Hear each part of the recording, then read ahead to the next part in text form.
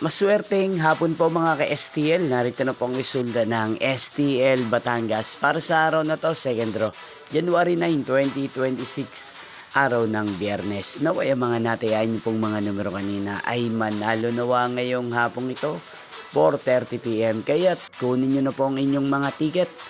Narito na po ang resulta, ang mga numerong nanalo sa STL Batangas ngayong hapong ito, January 9, 2026. 4:30 PM, second draw result 30 at 23 in exact order. Again, 30 at 23. At ngayong hapong ito sa STL Batangas, atin pong i-shoutout si Ate Judy ng Batangas na nanonood po ngayon sa channel na to.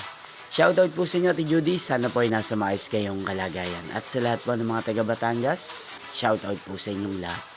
Inyo pong napanood ang resulta ng STL Batangas. Magkita-kita pong muli tayo mamayang 8:30 PM. Thank you for watching.